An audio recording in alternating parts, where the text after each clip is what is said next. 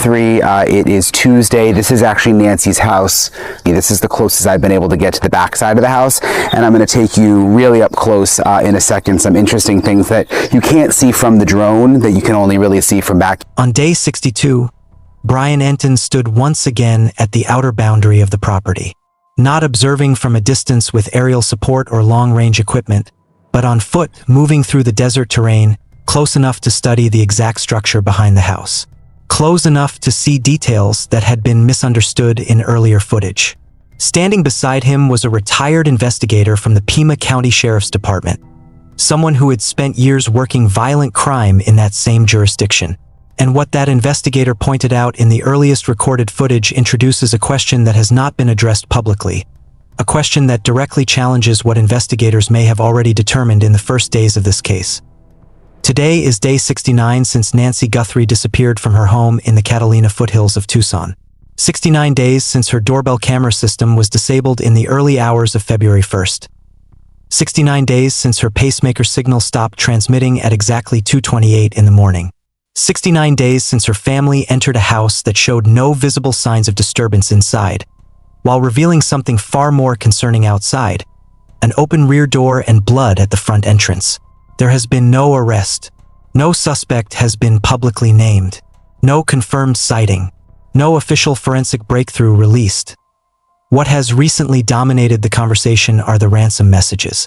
Multiple communications claiming knowledge of her location have surfaced. Savannah Guthrie has stated that while she believes a small number may be legitimate, the majority appear to be false attempts driven by attention or financial incentive. The Federal Bureau of Investigation has not confirmed any of these messages as verified contact.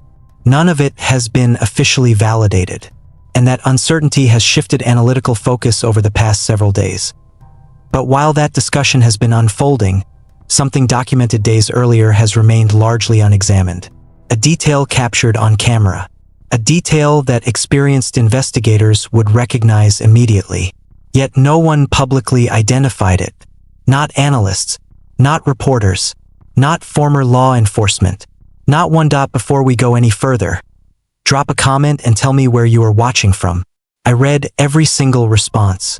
And if cases like this matter to you, hit subscribe now because the next detail in this case may surface without warning, and you will not want to miss what comes next. Source close to the investigation that there were no signs of an assault inside Nancy's house. And the way it was described to me is that some rooms were actually immaculate. Now back to what has not been publicly identified. Brian Entin remained in Tucson well after national coverage had shifted elsewhere. Day after day, returning to the same location, building familiarity not only with the property but with the individuals connected to it. That level of access does not happen instantly. It is built over time, through consistency, through presence when attention has already moved on. On that morning, he approached the rear of the property again, this time observing it from ground level, where perspective changes and earlier assumptions begin to collapse. Before introducing the retired investigator beside him, Entin relayed something directly from a source close to the investigation. There were no signs of a struggle inside the home of Nancy Guthrie. None. The interior, according to that source, remained largely undisturbed. Some rooms described in a way that does not align with a forced abduction. Clean. In certain areas, immaculate. That detail matters because it contradicts expectation. A forced removal involving an elderly individual would typically leave disruption, movement, evidence of resistance. But here, the interior offered none of that. This aligns with what Savannah Guthrie described publicly. When family arrived, the house appeared normal at first glance. There was no immediate indication of intrusion, no visual confirmation of a struggle inside. The only anomalies existed at transition points. The rear door left open, the front entrance marked by blood. Two separate locations, two separate moments, and between them, an interior that remained controlled. Standing at the rear, Entin corrected a widely held assumption formed from early aerial footage. What appeared to be sliding glass doors resolved into multiple distinct access points when viewed from the ground. 3 separate doors. One positioned beneath a covered extension with glass. Another fitted with a screen. and a third leading toward a secondary structure, each one representing a possible entry or exit. Yet none, according to statements from the Pima County Sheriff's Department, showed evidence of forced entry. That absence changes the framework entirely. If there was no forced entry, then access was either available, overlooked, or established beforehand. The timeline supports that possibility. A neighbor reported their dog reacting unusually at approximately 1 a.m., focused toward the property. Not definitive evidence, but consistent with the sequence that follows. At 1:47, the doorbell system is disabled. At 2:12, motion is triggered. At 2:28, the pacemaker signal stops. A sequence of events. Not simultaneous, not chaotic. Structured. If movement began before the first device was interrupted, then presence existed before detection. Someone already inside or already positioned close enough to act without delay. That shifts the scenario away from spontaneity and toward preparation, toward planning, toward familiarity with both the environment and the timing required to move through it undetected. The investigator accompanying Entin that morning brought decades of experience within that same jurisdiction. Observing the early footage, he identified something that had not been publicly recognized. Not because it was hidden, but because it had not been understood for what it represented. In the early phase of the investigation, federal teams returned to the property and removed equipment that had been temporarily installed. Cameras placed after the disappearance. Their removal indicated those devices had served their purpose. But alongside that process, something else was happening. Something more specific. The capture of images from precise, fixed positions. Not general documentation. Not wide-angle coverage. Exact placements aligned with specific viewpoints. These are known as perspective shots. They are taken from the exact physical position a person occupied, at their height, along their line of sight. The photographer stands where that individual stood and records what they would have seen.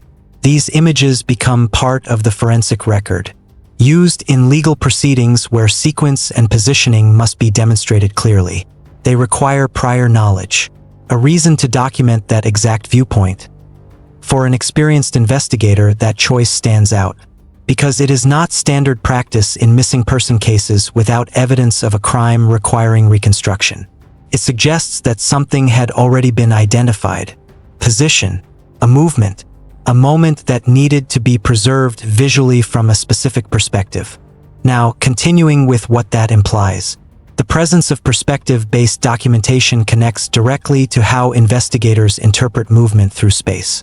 These images are not speculative.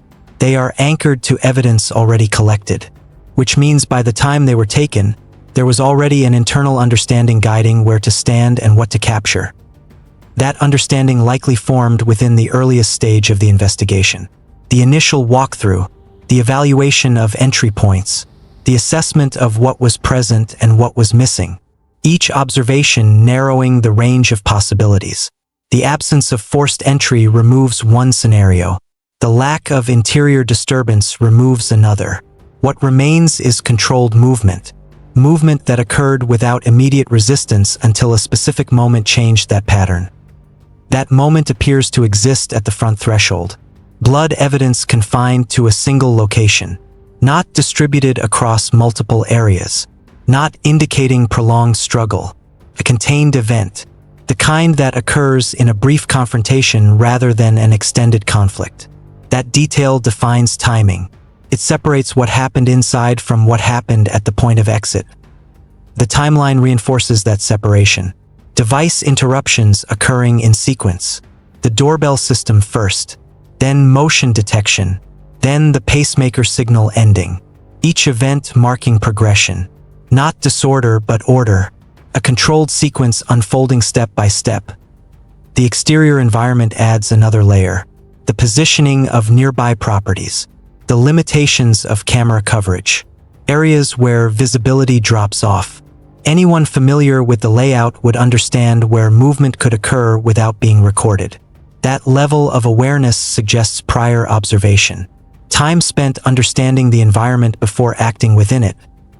Earlier activity noted in the investigation begins to align with that possibility. Details that seemed minor at the time now connect to a broader pattern. If reconnaissance occurred, it would explain the precision, the absence of hesitation, the ability to move through the property without triggering immediate alarm. The interpretation offered by the retired investigator reflects that pattern. Entry without force, movement without disruption, a single point of resistance at the threshold, followed by immediate removal from the scene. Each step consistent with a planned operation rather than an impulsive act. And yet, none of this has been formally confirmed. Official statements remain limited. Information released in controlled segments, creating a gap between internal understanding and public knowledge. That gap is where details like prospective documentation become significant, because those details are procedural, not intended for public interpretation. They exist to support a case that may not yet be ready for disclosure. When they appear in early footage, they provide a rare glimpse into the investigative process before it is filtered through official reporting. 69 days later, there is still no arrest. No suspect identified publicly. A reward exceeding $1 million remains unclaimed. But the actions taken in those first days suggest that investigators may already understand more than what has been shared. That what was documented early continues to shape the direction of the case behind the scenes. What do you think they were really capturing? A moment at the front threshold, a movement through the rear access, or something even deeper inside the structure that has not been publicly discussed? Drop your theory in the comments. And if you have not subscribed yet, hit subscribe now, because in a case where information is this tightly controlled, the most important details tend to surface without warning, and you will not want to miss what comes next.